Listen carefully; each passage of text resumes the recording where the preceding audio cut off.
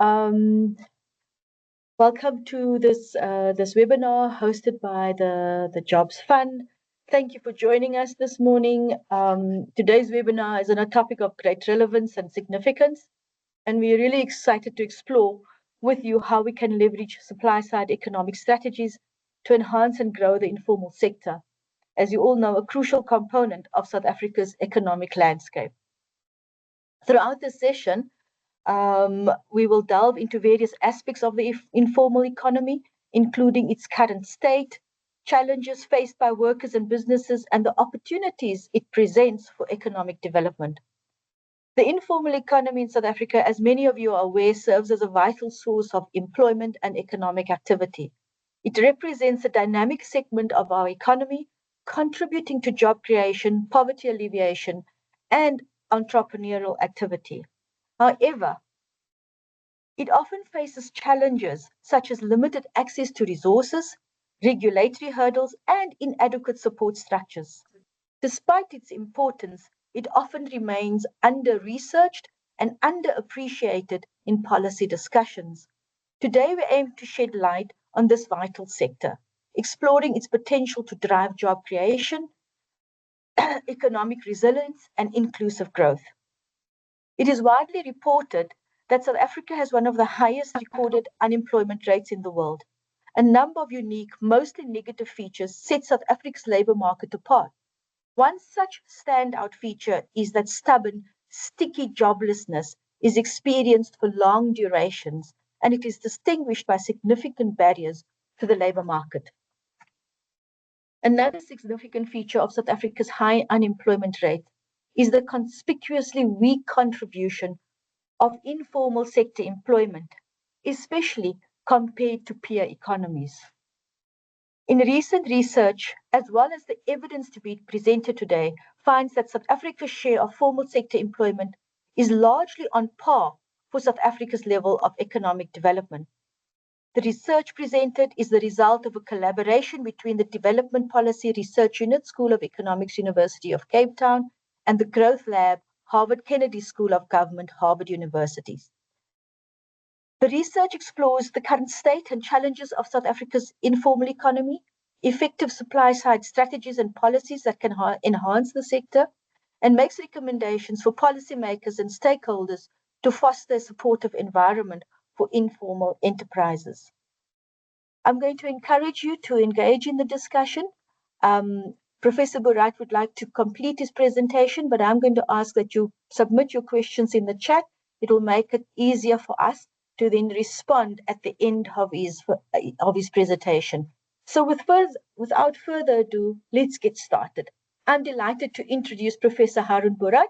Haroon Bhorat is Professor of Economics and Director of the Development Policy Research Unit at the University of Cape Town. Prof. Bhorat holds a PhD in Economics through Stellenbosch University, having also studied at the Massachusetts Institute of Technology, as well as being a Cornell University Research Fellow. Again, thank you for joining us, and I look forward to stimulating an insightful discussion. Over to you, Professor Bhorat. Thanks very much, Najwa. Let me call up the presentation, and if you could just indicate if that's clear and in presentation mode. Okay, perfect. As Najwa has indicated, I'm sorry, I'm just putting my timer on. I will try and talk for about 30 minutes or 45 minutes. Let's see how we go, and then open up for questions afterwards. I've presented this piece a couple of times before, so an advanced apology for those who have heard it, but I'm hoping that it can stimulate an ongoing discussion about what I would argue is a key overlooked component of the South African economy. And in many ways, the presentation, this work, which has been jointly done with Harvard, and in fact, you can download the working paper from our website, which takes you through the entire presentation in a little bit more detail. was sparked by constant questions about South Africa's inordinately high unemployment levels. And I'll take you through why we think, if you like, what we call the empirical smoking gun is the informal sector. And then I'll talk to what I see as some of the key constraints facing the informal sector in a manner which is really important to keep in mind, in a manner that's almost unique to South Africa as a developing country. So in other words, you see very few of these constraints operating in other developing countries. So just keep that in mind, that we are an outlier in terms of those constraints. And then I'll talk to perhaps an area that's you are more experts than me in, which is how do you think through some of the policy options for the informal sector, what I've called supply side economics of a good type, and I'll talk to that. So here's the conundrum, right? You've all seen this graphic before, right? Or a version of it, which is, and this one's very clear, but these are all middle income countries. I take a sample of unemployment rates of these various middle income countries, ranging from Cambodia to Argentina to Brazil to Morocco and so on. And on that distribution of unemployment rates, you see South Africa on the far right. Now, that's almost boringly familiar to all of you, right? We do have the highest unemployment rate in the developing world. So this is often a starting point for discussions with especially international audiences, whose first question is, well, this makes little sense. Is the data a problem? And the answer is no, the data is not a problem, because we're consistently getting these numbers. And then the question is, well, why is it so high? And then we tend to trundle out a whole series of reasons that frankly relate to skills and growth, and I'll come to this, but generally don't quite explain, in my view, why our unemployment levels are so high. The empirical smoking gun is in the next graphic, right? And that then has led to ongoing work, which we present now, but is still continuing around the informal sector. What is the empirical smoking gun? Is that at the same time as we have one of the highest unemployment rates in the world, we have one of the lowest, if not the lowest, if you think of us sort of the full distribution of middle-income countries outside of Europe, one of the lowest rates of informality. And so in many ways, is there a challenge in the context of a developing country that isn't able to, or is not absorbing a sufficient number of individuals into its informal economy? So hopefully if you're at your desks and you have a pen and paper, I'm going to ask you to write the following set of numbers for me, right? For every 100 people, right, in any economy, there are people who are wage employed, there are those who are informally employed, and there are those who are unemployed. So hopefully, if you're able to, and I know Najwa will be doing it, take out a pen and paper and say wage employed, informally employed, and unemployed. Write them one below the other.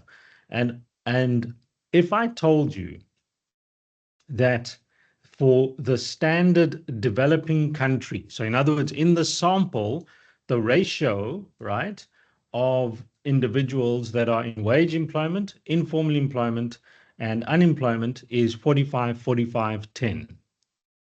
So for every 100 people in the labor market, 45 in the average developing country that you see in the sample, 45 people are in wage employment, 45 people are in the informal sector, and 10 are in unemployment, right? So you've got 45, 45, and 10. Now I want you to write down, and I'm going to give you the answer, but I want you to write down what you think that ratio looks like for South Africa. So for the average emerging market, just to repeat, it's 45 people out of 100 are in wage employment. They have a wage job, right? They're working in the formal sector. The Another 45 out of 100 of those people on average are in some form of informal employment, and 10 are unemployed, which is another way of saying that the average unemployment rate is about 10% in the average developing country. What does it look like for South Africa? Well, there's the answer.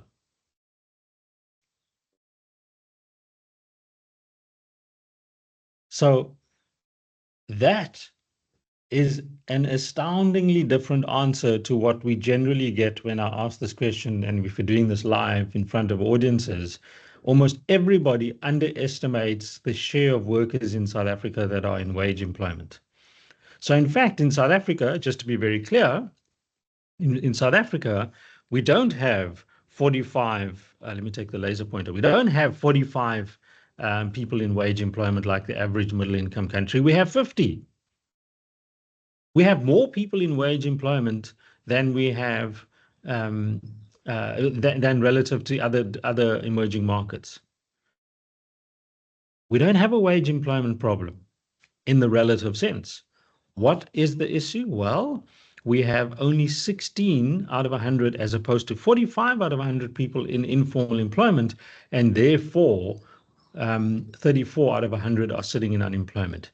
The basic conundrum in the South African context in terms of trying to understand unemployment levels is that we are unable to absorb a sufficiently large number of people into informal employment. It's an absolutely critical way and a different way and a new way to think about our unemployment challenge. We're not saying don't invest, don't create wage jobs, and don't look at infrastructure and formal sector jobs in organized retail and in agriculture and all that sort of stuff. We're not saying that. What we are saying is we are looking in the wrong place if we are thinking about how to resolve and deal with South Africa's unemployment challenge, or we are not concentrating enough on this part here, which is 45 out of 100 people in the average emerging market are actually in the informal sector compared to 16. Another way to think about it is that the average middle income country is closing its labor market. That's the language we use. They're closing their labor market by not creating lots of wage jobs, but by just having lots of people in the informal sector. And so in many ways, we suffer from the conundrum of having too few people in the informal sector. Okay, so now we ask the question, so this guy gives us what we call the empirical smoking gun. Something is going on here, right, in terms of too few people in the informal sector. Another way to think about it, and Najwa was saying minimize the mathematics, but so you can ignore the equation, but think of it this way, right? One important way to think about employment, or the key way economists think about employment, is that economic growth will generate jobs, right? And so higher levels of economic growth will mean more jobs, but more importantly, the relationship between growth and employment is captured through something called employment output elasticity. Right? The simple way to think about it, and apologies to the economists, you know this, is a 1% increase in GDP, right, will result in a certain percentage increase in employment. So if we have a massive unemployment problem, is it possible that we are particularly bad at creating jobs for any given percentage increase in growth, right? i.e., is our elasticity very, very low? So we run this thing called the cross-country regression, right? And we find that for the period, we find that for the period 1990 to 2020, right, in this graphic here, and you need to look at the red dots, we calculate these elasticities for countries of the world, right? And we find that South Africa is basically in the average elasticity zone or range, right? Slightly below the median, but not an outlier in terms of output employment elasticities. What does that mean in simple terms? It means that we're not particularly bad in creating jobs for every percentage increase in growth. It's not as if we are highly capital intensive, or we We are highly skills intensive, so that for every percentage increase in growth, we get no jobs. Not true. So you can't really, right, put at the doorstep of South Africa's high unemployment rate, you can't put at its doorstep low output employment elasticities. Now, you can talk about levels, right? So you can look at levels of growth, right? And say, yes, but we're growing too slow. Not good enough. So in other words, if we were growing even at 5, 6, even at China levels, right? And if you do the simple maths, which I didn't do here, at China levels of growth, you're not going to generate a sufficiently large number of jobs to explain the very high levels of unemployment, right? So even at 5%, you get something like 500,000 jobs. Forget the exact number. So not good enough, right, to explain our high levels of unemployment. And as you start unpacking this, you get to more and more data which explains what we call this informality conundrum in South Africa, right? What you find is as economies grow, so as incomes per capita increase over time, sorry, not over time, I'm across the sample for a sample of countries, developing countries, you find that the wage ratio, so the percentage of workers that are in wage employment will grow. And so that's what you see in this cross-country. He's done. Yeah.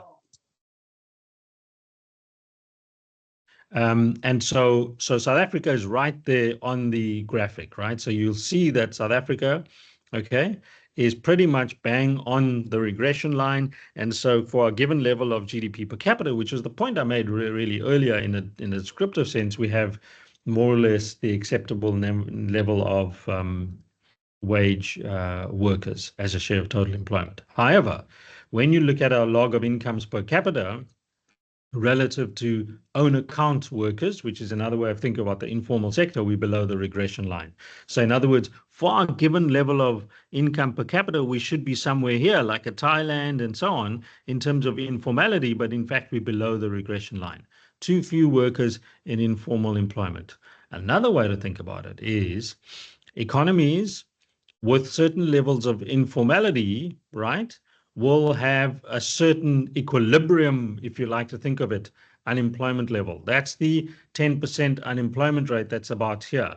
Look where South Africa is for a given level of informal employment, is we've got large numbers of people in unemployment. So the other way to think about it is that these workers that are sitting here in this gap here should actually be sitting in informal employment, right? So we should be somewhere further down the informality graphic, right? If you are not in formal work, right, what's happening in the average developing country is that opportunities are available to people to go into instead of being in wage employment, opportunities are available for people to go into the informal sector. That's that 45, 45, 10. So when I can't find a job in wage employment in the average developing country, 45 out of 100 people in that sample are going straight into the informal sector. Whereas for South Africa, it's 16, right? That's that number that's a deeply problematic number, okay? And so we're not the first, of course, to look at our informality, right, or how small it is. So you've got the old Kingdon and Knight work, and there's more recent work from Shah at Harvard and others who say, well, hang on, if we look at our levels of unemployment, or rather, we look at our relative size of the informal sector, it's too small. Now, I have an ongoing piece of work which tries to be more systematic in terms of looking at other explanations for unemployment, and maybe we can arrange to discuss that at another stage. But in essence, none of the other explanations, such as unions, minimum wages, skills constraints, none of those, labor regulations, none of those are sufficiently high barriers in a cross-country sense to explain our high unemployment levels. One way to try and figure out in a synthesis sense how bad or how high or how high our unemployment is relative to what our informality could be, is to have what is called a predicted unemployment rate. So all we do is run a simple regression. We say, well, if you think of this as the dependent variable as the rate of formal, informal, or unemployment level, right? At a cross-country level, given South Africa's GDP per capita, right, or given a country's GDP per capita, what would be their predicted, right, formal sector employment, informal sector employment, and unemployment as shares, right? So that's the graphic on the left. What we find, right, is that given South Africa's level of income, given our GDP per capita, it's almost like that 45, 45, 10 on average, right? Given South Africa's level of income, that number there, right? Our unemployment rate, okay, should not have been 26%, okay? If we compare ourselves to the average country with that same income level, it should not be 26%, it should be 7%. I'll repeat that. If we compare our level of income to that predicted by other countries, so that level of income compared to other countries, our predicted average level of unemployment shouldn't have been 26% according to the 2019 data. It should have been 7%. It's another way of saying we have too many people, right, in unemployment and too few people in the informal sector. Our wage employment, yes, is slightly lower than what it should be, but not particularly important as an explanation, right? And so in many ways, right, the big difference explaining South Africa's high unemployment rate is, yes, a little bit, that little sliver here, the purple here, is a little bit to do with wage employment or formal employment, but mainly to do with informal employment. And so what I want, hopefully, us to start taking away as this seeps into hopefully the policy discourse, and I presented this to Treasury and private sector audience and to the presidency, is for the idea that at a policy level, we need to start engaging with the informal sector as a proposition for resolving as a key part of our policy framework for resolving unemployment.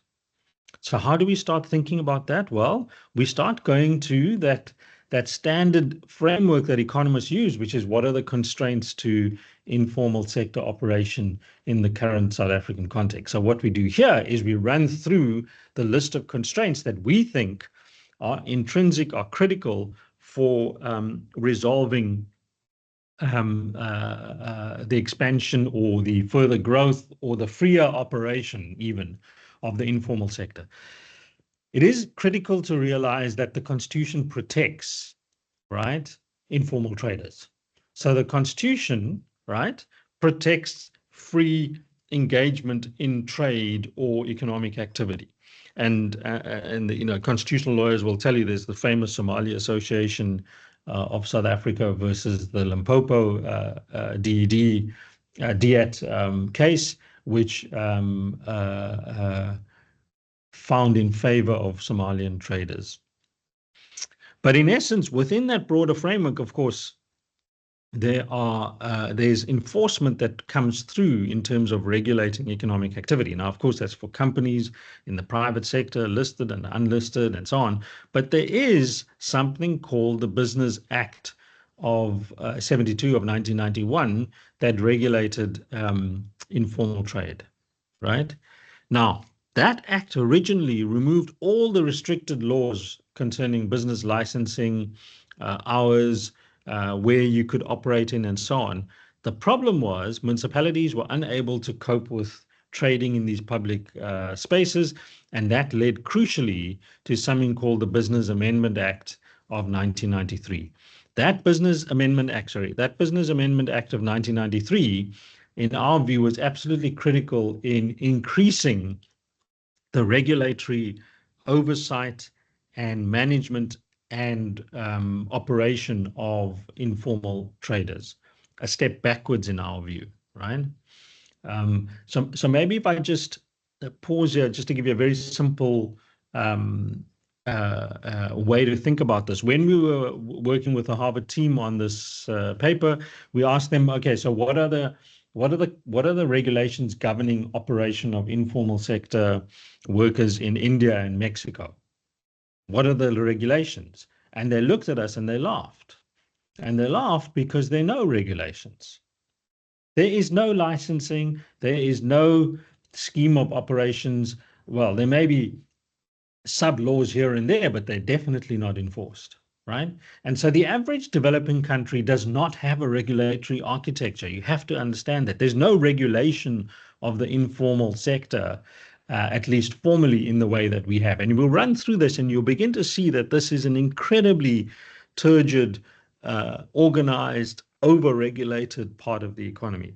So what do we have? You have this Business Amendment Act of 1993 that give municipalities and local authorities the power to issue trading permits and licenses, written notices of why a license was denied or repealed. You then have to go, if you want to appeal it as an informal trader, you go to courts, you will face fines and criminal offenses, right? So you suddenly have this heavy-handed over-regulation of the informal sector, right? In an economy that already is starved of informal sector activity, and one that we would argue, right, is through an instrument that we would argue is absolutely central for reducing unemployment. So what are the kinds of things, right? Municipalities are allowed to outlaw where you can operate. So there's jurisdictions on limiting trade in designated areas, right? So if you go to a park or national monument or government building, you'll never see an informal trader. It's disallowed. I know some people are already thinking, yes, but that's a good thing. That is part of how we want to think of development. Well, you're absolutely wrong, if I could put it as bluntly as possible, right? If you go to any developing country, the streets, the monuments, the parks are filled with people trying to sell you things. That's the informal sector. That's how you mop up large sectors of the society into some sort of economic activity, not by regulating people away. And so municipal bylaws do that, right? They're instruments for putting up barriers to informal sector operation. But it's not just sort of that Business Amendment Act, right? You've got all sorts of regulations. I won't go through all of them, but they relate to, there's a National Road Traffic Act, which says, vendors can't operate on certain sidewalks. There's signs if you drive around Cape Town, for example, which says you can't trade here, but you can trade there, right? There's also a National Building Regulations and Standards Act, right? Where informal businesses have to adhere to certain conditions, right?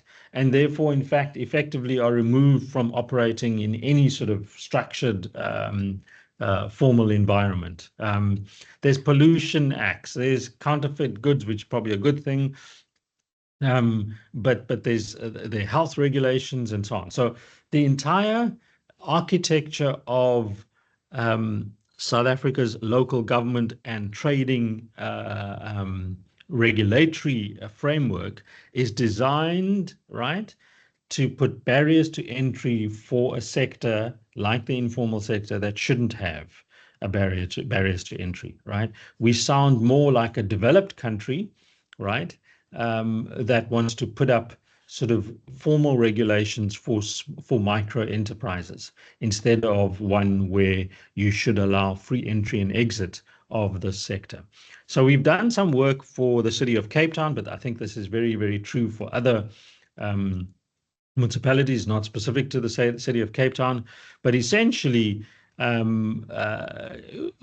city governments, local authorities will have some mental map, or in fact, in this case, an actual visual of zoning regulations, completely unheard of, right? So suddenly you regulate where an informal sector business can operate. Again, to repeat, not seen in any other developing country, at least from our experience, right? There are very clear spatial boundaries that the informal sector can operate. What about actual getting into informality? So we went through, well, we asked the question, what if, and one of our researchers tried that, what if I tried to start an informal business in Cape Town? Can I go into the city of Cape Town and just start selling chips and food and, minor items? Answer is no. What do you have to do? Well, here you go. Just think of this in terms of the perspective of an informal sector business. First, you have to register online on the city's e-services site, right? So there you go. There's already a data requirement, a bandwidth requirement, a literacy requirement, right? For somebody who wants to operate in the informal sector, right? Then once you register, there are a whole series of documents like your ID, your proof of address, the photo of yourself, right? That you need to upload, okay? You then need to find a suitable trading bay that's being advertised, apply for the trading bay, submit the documents, and if you get a scoring, which is one of the highest, so you get scored now, right? You will be allocated a trading bay. And then that's not done, right? You're not successful yet. You will actually be interviewed. I mean, this is the most ridiculous. I mean, if you showed this to a city government official in any other developing country, they would find this absolutely astounding, right? It sounds like Switzerland, right? Only then, if you have a successful interview, will you be allocated a trading bay, right? But you have to pay a fee, right?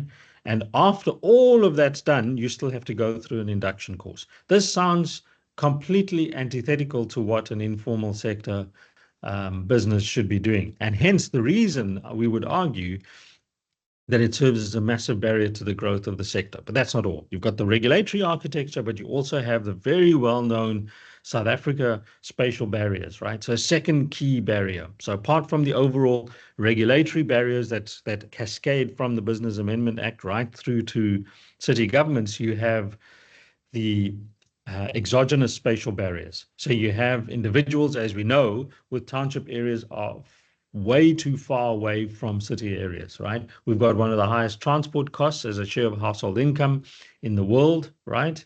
And in many ways, what has happened is that the informal sector therefore has thrived and grown in areas where the traders live. So essentially, if you go to townships, you will see, right? As many of you know, you will see thriving informal trade where there's very little over-regulation or regulation of the Business Amendment Act, right? There's also a public transport problem and so on. But the municipalities are not helping, right? So municipalities reinforce this pattern of separation or spatial separation, even in micro details. So often what municipalities will do is they will say, yes, we do allow informal trading, but it has to be at the station. It has to be at the bus stop. It has to be at the taxi rank. So there's an immediate separation away from what we would argue would be where rich consumers need to be. Give you a very specific example. You've got here at UCT, you've got a student body that have cash. You've got a very ready consumer base that informal traders could operate within. Not allowed, right? The University of Cape Town has 2 or 3 or 4 operators. They haven't decentralized. They do not allow the informal sector to operate and sell things to consumers.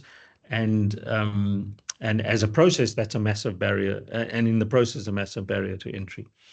The other constraint, though, often underappreciated, is, and I often make the point, think of the hot dog seller in New York City, right? The hot dog seller in New York City has a very nice stand. You've seen it in movies. You may have seen it in real life. They've got a stand and they sell stuff to you. At the end of the day, when they've sold you their hot dogs, they wheel that away. That is infrastructure.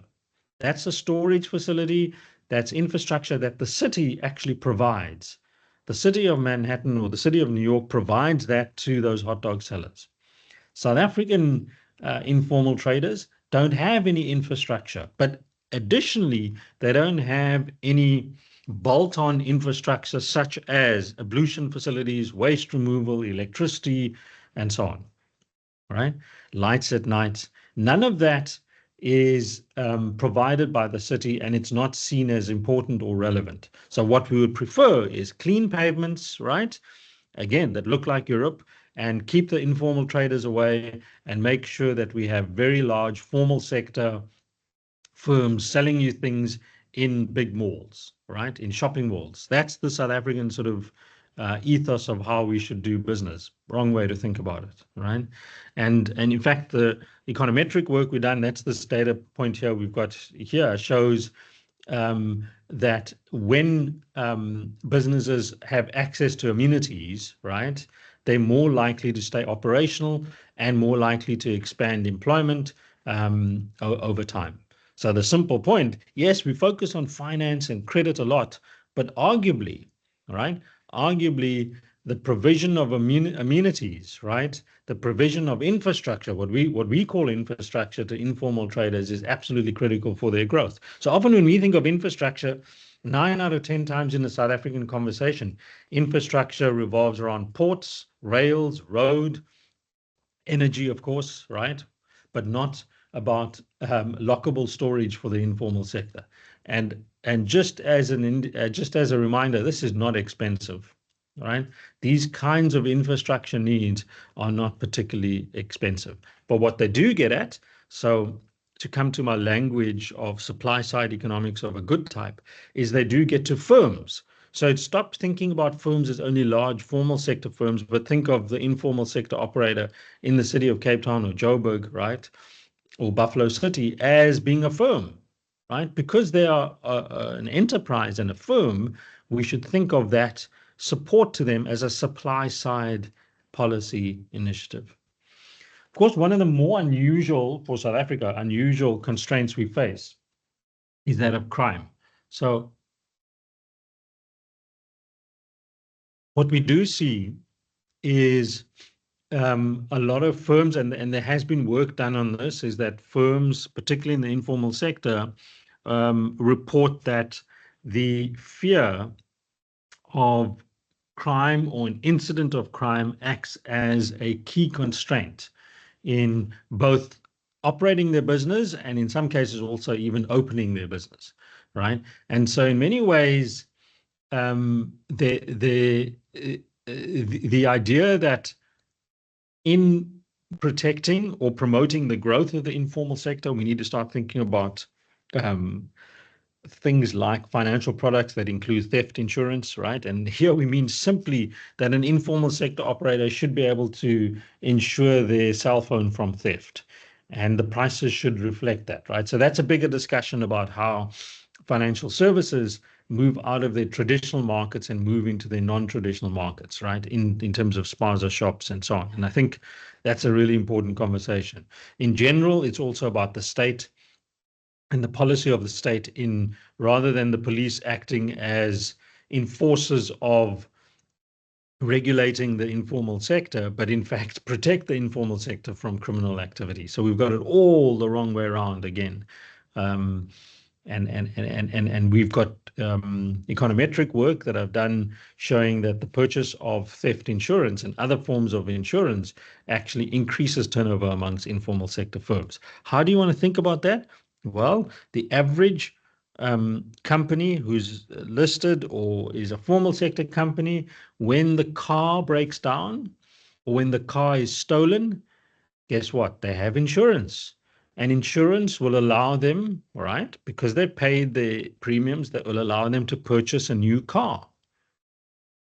Think about that, right? But in the informal sector, there's no market for insurance. They can't access this. It's sort of a Grameen Bank type point, right? They're seen as too poor, they're seen as unreliable and so on. Wrong way to think about it, right? And the price points that do operate and the markets that can operate for the informal sector in terms of purchasing what we call risk insurance, right? Risk mitigation insurance. Okay, so that then gets us to what I call the sort of supply side economics of a good type. So where we are is thinking about firms in terms of the informal sector and how these particular firms, right, can be thought of as targets for a support package. So I start from the big. And the big picture, if you like, is to think of a firm support package matrix as running across firm sizes. So think of firms as columns where the firm is either own account, a micro firm, a small firm, a medium firm, or a large firm.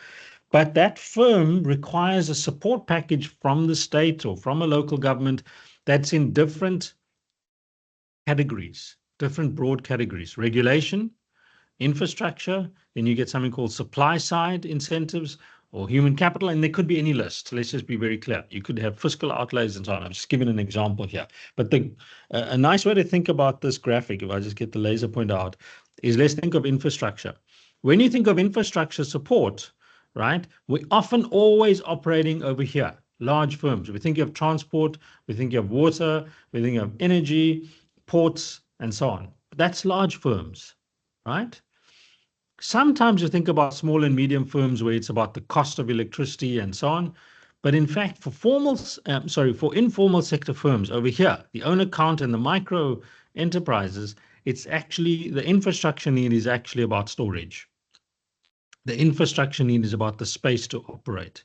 The infrastructure need may be internet access, right? Free data, for example, up to a certain limit. It could be access to land. So the way in which we think about infrastructure here is not about ports and roads, it's about hot dog stands.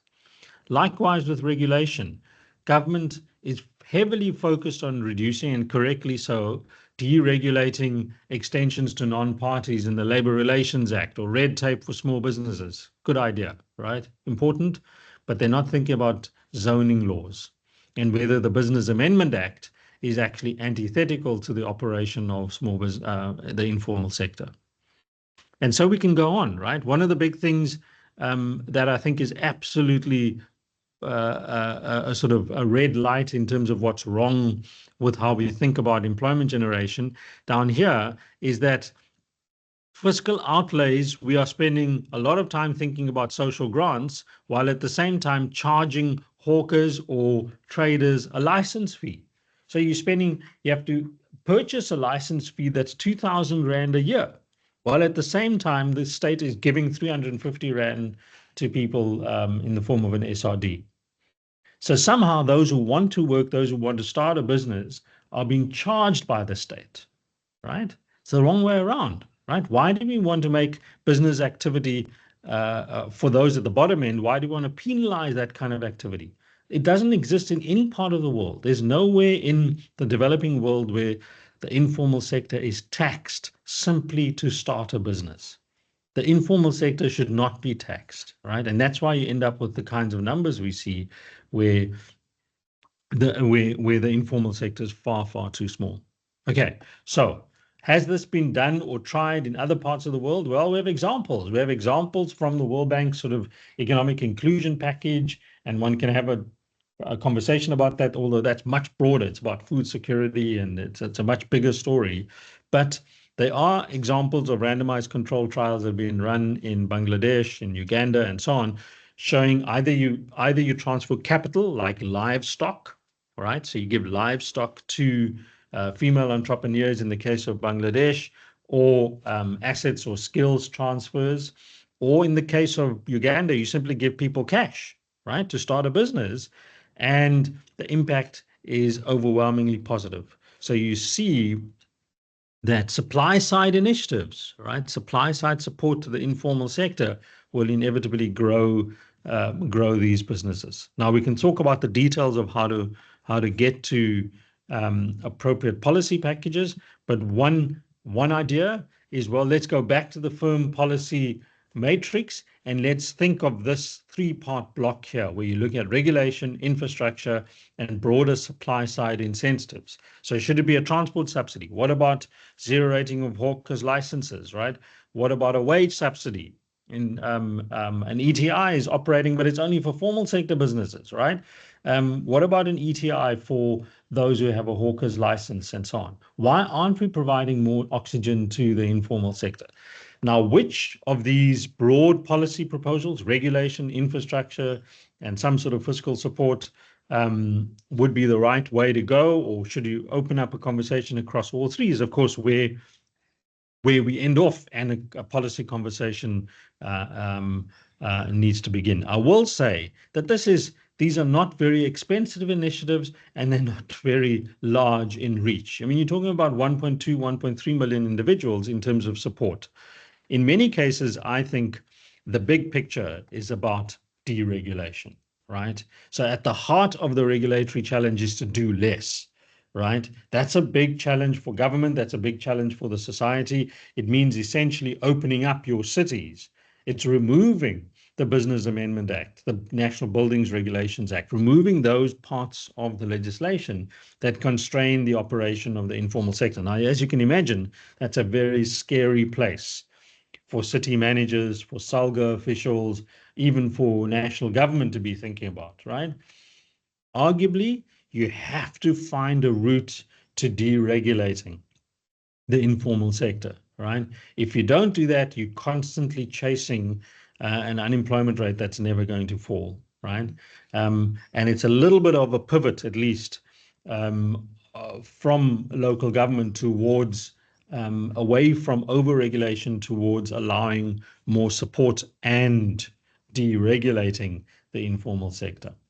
And so one of the things we're trying to do just as a next step is actually run an RCT to see if you can, if you remove some of these constraints, what does it do to the growth of the informal sector? And that's something that we're working on, and we're still trying to put our heads together in terms of putting it, running such an RCT in terms of the potential growth of the informal sector.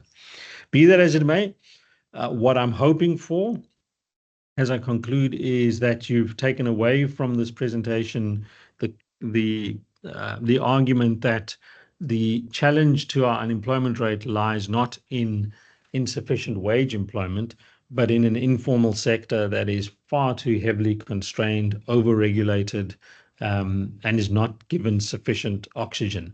The oxygen you need to provide lies in different areas. It's in regulation, it's in infrastructure, it's in crime, it's reducing crime, it's in transport facilities, it's in business registration costs. All of these are equally important. Some may be important in other areas relative to one area relative to another.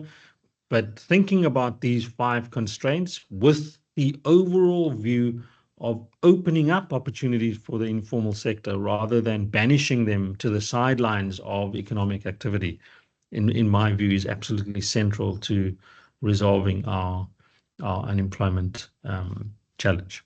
Okay. Thanks very much. Let me stop there. Thank you very much, Professor Bhorat. Yeah, lots and lots of food for thought. There are some questions in the chat, and I'll give you an opportunity to scroll through that and see if there are any themes. I'm also going to open the session now to questions. I see there's lots of colleagues that joined us from the National Treasury, the broader Treasury, over and above the Jobs Fund colleagues here. There's lots of people from Macro Policy Unit and other units within the Treasury. So please feel welcome to post your questions.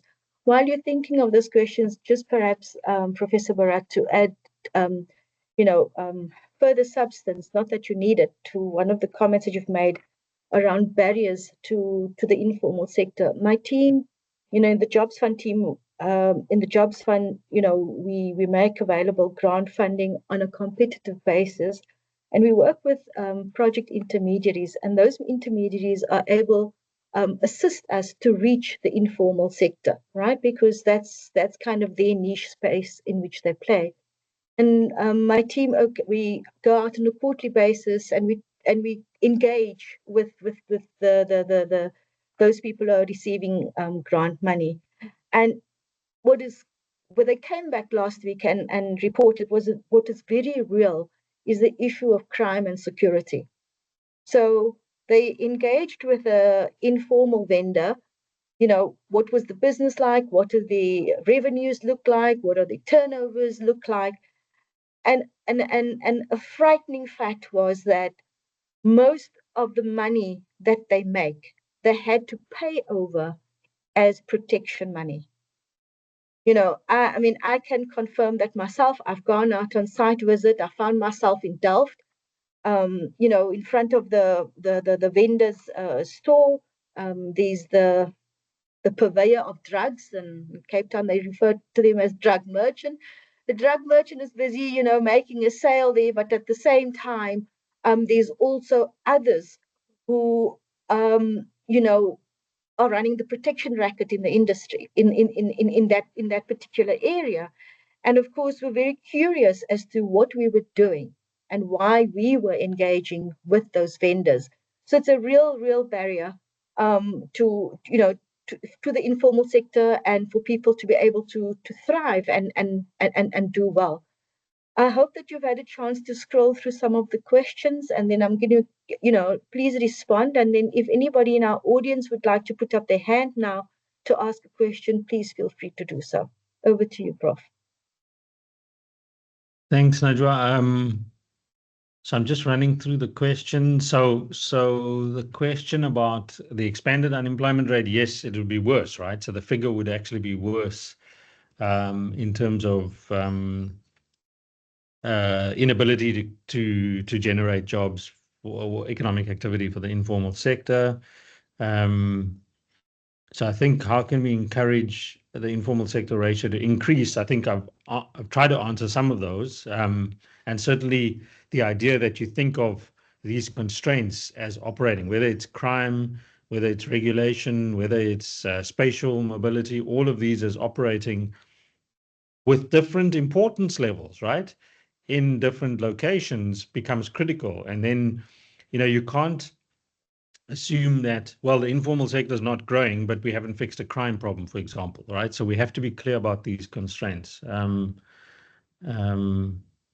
So the question about, yes, the econometric analysis, yes, so it's not really an econometric seminar, but we had fixed effects models, so that's how we control for country heterogeneity. Is there data on the informal sector in terms of activities? So that's a good one. My sense about is, I think our mental model is the wrong one, if you like, right? That we think we need to, with due respect, we think we need to overextend our, we don't know which sectors are relevant and which products will be sold and not sold, right? But entrepreneurs will know, right? And that's the whole point about the informal economy. Don't prescribe, you can sell fruit here and then you can sell hot dogs there and then you can sell clothes over there. It doesn't matter, right? And that's what our regulations currently do. No. If you're going to have a stand here, you must sell X, Y, and Z. I mean, that's madness, right? It doesn't operate like that in any other developing country, right? And so we don't want tourists to come here, to be quite blunt about it, to say, well, this feels like Europe. That's part of the problem, right? It feels like Europe because we made it Europe. We've said, no, you informal sector, you banished. You must go far away into Delft and deep into Khayelitsha. We don't want to see you in the city of Cape Town or Joburg. So I think the idea is, given the dominance of markets by many formal sector giant firms, yes, so that's another thing, right? So I think, but increasingly, right, whether it's purely by raw energy of entrepreneurs, there is the space. Let's just take the spaza economy, right? That has grown.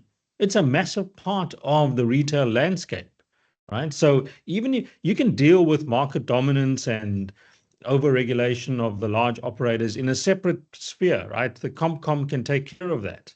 All we have to do is just deregulate the informal sector. So if the guy opens up in front of a large retailer and he starts selling clothes and the big retailers behind him, he or she shouldn't be allowed to call the cops to remove that person.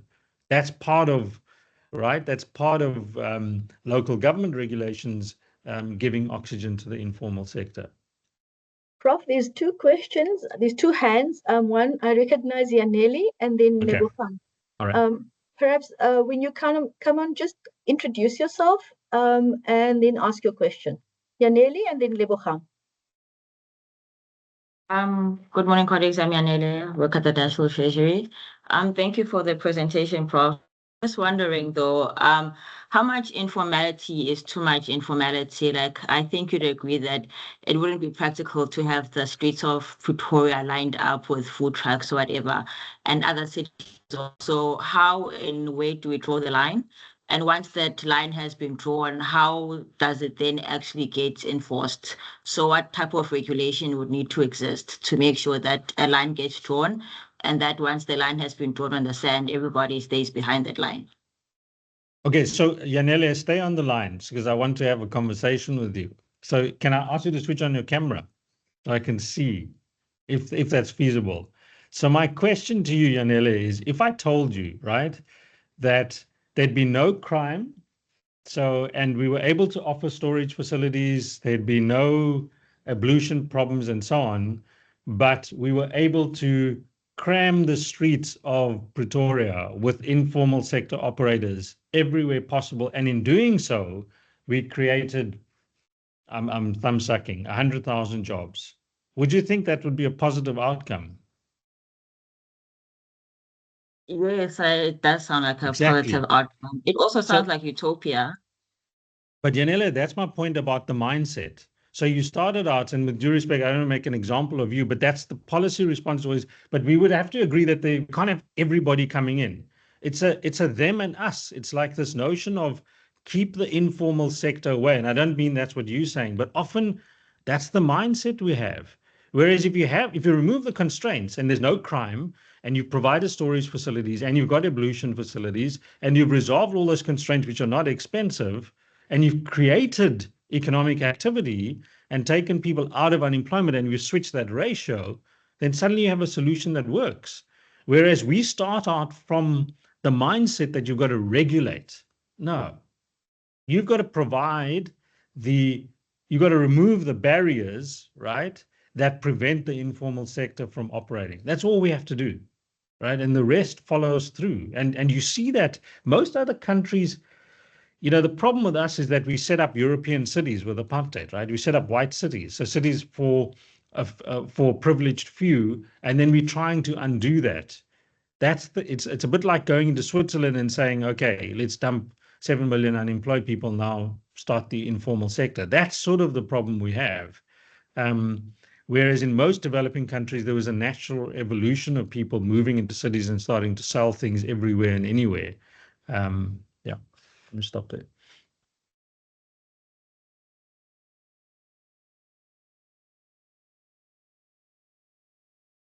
You're on mute, Najwa. Sorry, Lebogang, you want to come in with your question? And thanks to Yanele.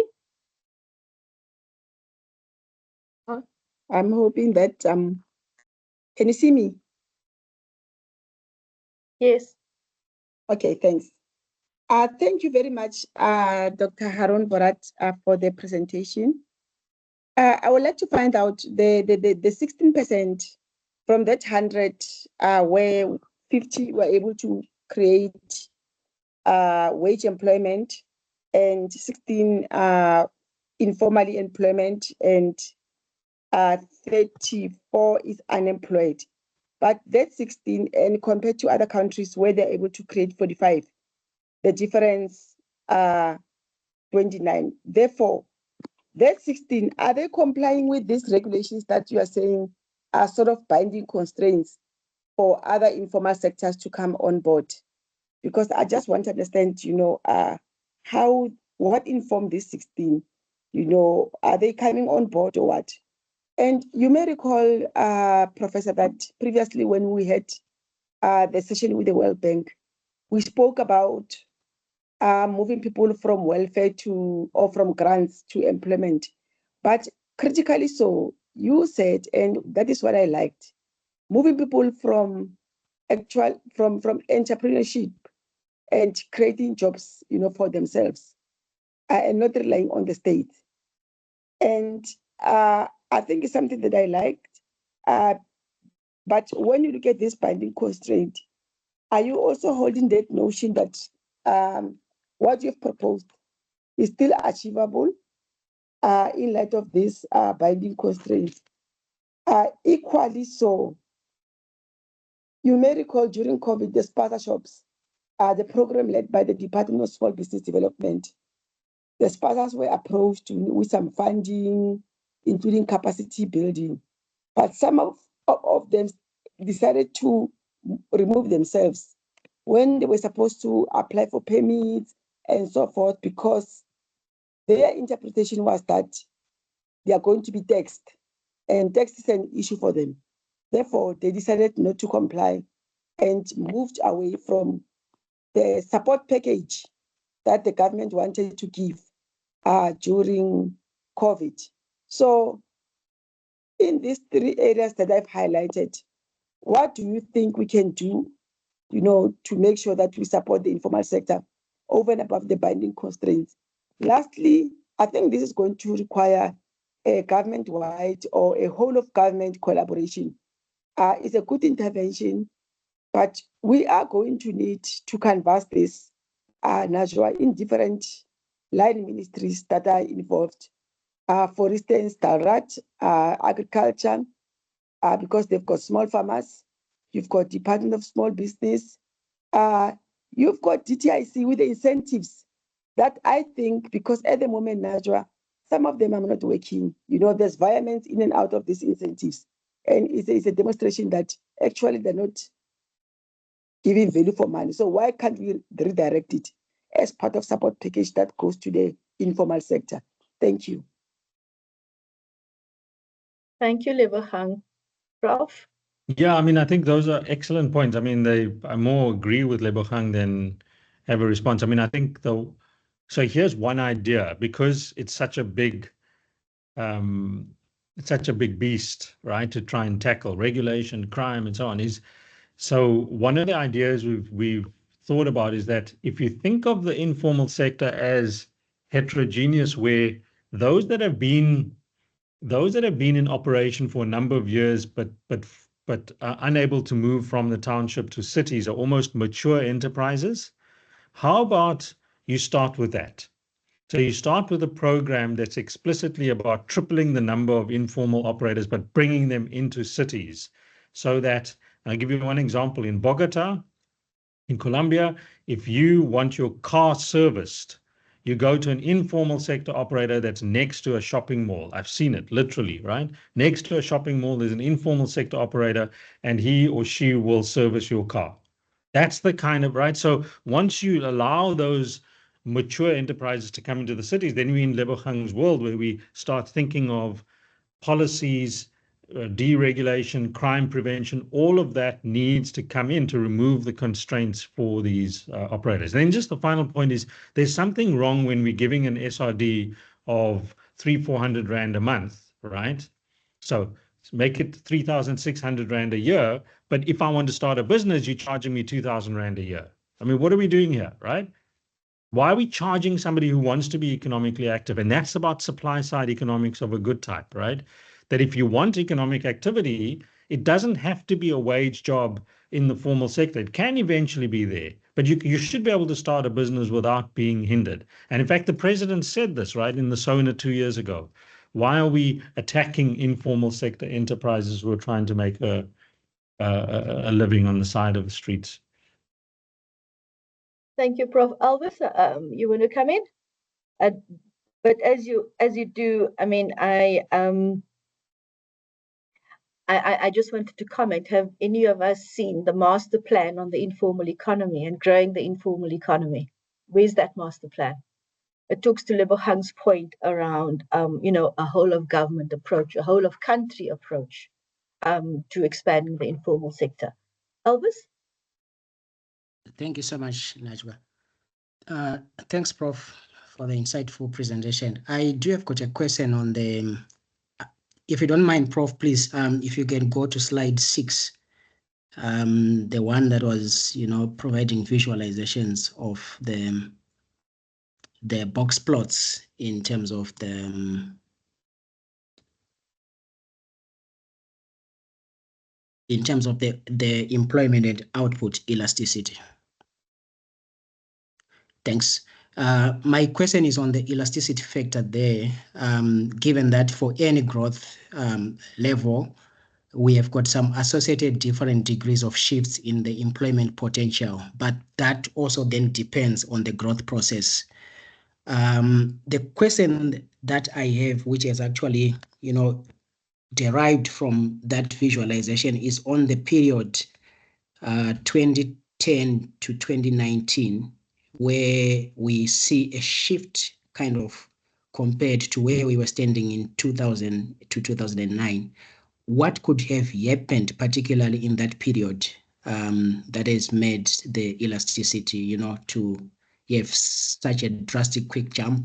And then thereafter, if we then compare to 1990 and 2020, we are actually at a lower position. Thank you. Yeah, so Elvis, it's not that big a shift, right? So for the context of where we're at, it's still within range. So if you can see can you see my cursor? Yes, please. Yeah. So remember, the box plot is what is the confidence interval, and we're basically within range, right? There's a slight increase, but not. I mean, if we moved up here, then I'd be worried, or then there'd be a question about what happened 2010 to 2019. But in essence, the point we're trying to make is that, when you think about a growth to employment conversion just in this period, we're not unusually bad. And in fact, we're really good in the 1990 to 99 period. But over the full period, what are we looking like compared to other countries? No different. And so I think that's the real take-home point about that graphic. Okay, no, covered. Thanks, Prof. Thank you, Elvis. Thank you, Prof. I don't see any other hands. Was there anything in the chat, Prof, that you still wanted to respond to? I think these were more comments about. Yeah. I don't see anything. But if I've missed anybody and they'd like to ask the question, please do. If I've missed it, I'm sorry if I've missed it. Okay. Lebogang is the follow-up question. Lebogang, please go ahead. Thank you very much, Najwa, and thank you to Prof. Najwa, you may be aware of, the study that you are undertaking, looking at the public employment programs, looking at the active labor market policies, as well as skills development. But in that whole process, I think we are missing a very important, point or an action that we can put in that study. The informal sector, where it can be placed as part of a broader, strategy towards employment creation, whether through formal employment or informal employment. But I don't think you can talk about employment creation and skills development, but in the absence of informal sector, because we know that informal sector is a very, untapped sector that is the backbone of our economy as far as employment creation is concerned. So that work is done by the presidency, and we have, had a series of meetings with them together with GTEC as the service provider. So I'm not sure, Najwa, you and me, how we can try to get this work, into that process. You may recall that we spoke about it during the technical group meeting, and we said that it must go, to the function, to the MTech, and it must equally so go, to main combatant, to cabinet, because this is a very important area as far as employment creation in our country. Let's think about it and think about the slide that we can package in such a way that, it can be impactful and ignite, and make principals to reflect and agree to our suggestions. Thank you. Thank you so much for those comments, Lebogang. I'm sure Prof. Bhorat will also he's been knocking on doors for a while now. He's also part of the president's economic, he's an economic group of advisors that the president defers to. And I'm sure Prof. Bhorat is going to be doing that. And Lebogang, I'm happy to have that conversation. As the Jobs Fund, given that, we like to experiment, or that we think that within government, there must be a role for research to see what works, how we need to intervene in the labor market before we go, big all-out programs. So, if funding is available, that will be the Jobs Fund's next funding round. We will be focusing on the informal economy. The research that we've done thus far does say it's quite a difficult to intervene in. especially because the regulatory issues have not been dealt with as they should. And as the Jobs Fund, we don't intervene at that level, but we most certainly should be taking that, into those corridors where they are. There's a lot of talk around Operation Vulindlela, right? Big infrastructure, but that big infrastructure, there really should be a role for what we are talking about here. And so Vulindlela shouldn't be exclusively in unlocking those barriers to infrastructure. It should also have an informal economy lens, and we most certainly can be pushing for that. But let me ask Prof. Bhorat if he's got any concluding remarks before I bring the session to a close. No, except for maybe one. As we talk policy, and I think Lebohang's hit the right, and you have as well, the right sort of notes about master plans, jobs fund, and so on.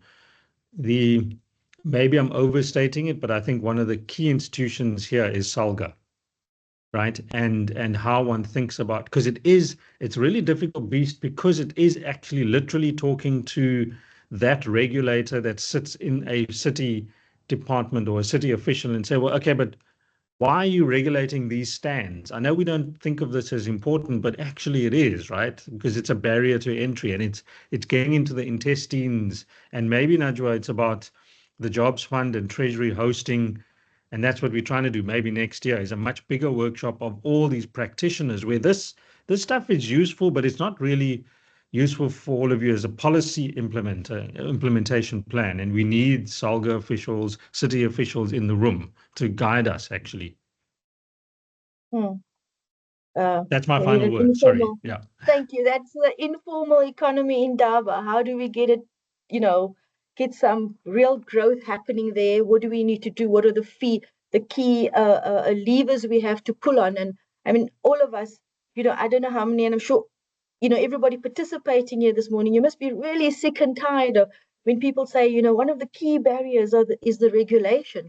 And it's been on the agenda for years. And yet we have not, done the necessary. So something that we could definitely work towards planning for. Nazim, you have a final question. I see your hand is up. Yes, Najwa, apologies. I should have maybe asked it earlier. But Prof, when in our projects, right, that deals with informal, we often hear young people say, we don't know where to go for help, right? You then look at institutions like SEF and Pakamani, whose role is to lend to informal traders money, right? And if you look at their loan books and the number of people that they were supporting, let's say over the last 5 years, SEF has actually halved the number of people they're supporting, right? Pakamani, some similar numbers there, and these institutions are actually struggling to be sustainable because they don't have critical mass in their books to be sustainable. Now, hence my question in the chat earlier, right, is one of the constraints missing, not the fact that there's not sufficient capacity at ground level, to actually point these young people in the right direction, help them with training, help them with where to go for finance, etc. Because on the one hand, we've got this huge mass of people that potentially could be active in the informal economy. On the other hand, you have people supporting them that don't have the capacity. Now, should we not then look at how we build capacity on the ground so that we can accommodate all of these additional people? So I think that's completely valid, Nazim. I mean, I think what you've said, I don't disagree with. I would say if we remove the constraints. So in a very, very strange kind of way, I'm asking for the freeing of markets, which I know, given our history, seems, well, what are we're talking about this right-wing view. Actually, that's why I call it supply-side economics of a good type. What you're saying is, if you're a young person, Nazim, who's unable to get to the DTIC offices, but you're sitting in Googs at the moment, you should be allowed to say, hey, I've got this idea and I want to go and sell it in Cape Town. I've got 5 bags of sugar. Literally, can I go and sell it? Well, you can't go to the city of Cape Town because they'll kick you out and confiscate your goods. And then you've lost 500 Rand. That's the kind, so just deregulate. It's the laissez-faire approach. Allow people into the cities, do what they want to do. Now, I know the conversation we had earlier is that if this happens, you're going to have millions of people coming through. That is the correct point, right? But that means that as a city government or as officials, we need to, what's the word, prepare ourselves and be able to absorb large numbers of people in. And at the moment, all we're doing is removing people or preventing them from coming in. But yeah. Prof, if I can just say one thing about that, Chair.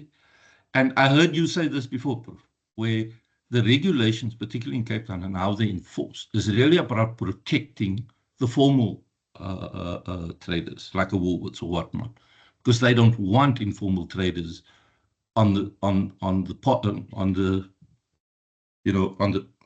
roadside, where they on the pavement, right? Because it doesn't look good in terms of the clients that they And so Nazim, there's a clear change. So let's say we want that. So all you do is you go to that Buildings Act and you remove that legislation which says, you can't be within 50 meters, or you go to mall operators and the Comcom can make it illegal for mall operators to disallow informal traders from coming into car parks. That's the kind of thing that you do need to find more oxygen. We can't, you can't continue along the sort of same lines where it's all, I mean, I think it was Elvis's point about the large firms and large dominant operators that take away market share, because these are small shares, right, that you're talking about for listed entities to be losing. Thank you very much. Thank you to everybody who's asked questions. Thank you for listening. Thank you, Professor Bhorat. One of the key takeaways, of course, this morning is that we shouldn't view the informal economy as a mere response to a lack of opportunity in the formal economy, but rather its own dynamic economic sector with its own meaningful contribution to employment and livelihoods. I hope the webinar has provided valuable perspectives and practical recommendations for expanding the informal economy in a way that promotes inclusive growth and development. So thank you very much, everybody. Tomorrow we have another webinar. It's part of what we do. We like to share with people what we learn on the ground. And tomorrow we have a positive story about how and what it is you have to do to connect young people to the labor market. Hopefully you'll join us again. Thank you and enjoy the rest of your day. Bye-bye. Thank you, Najwa. Thank you, Professor. Thank you. Colleagues, bye. Bye.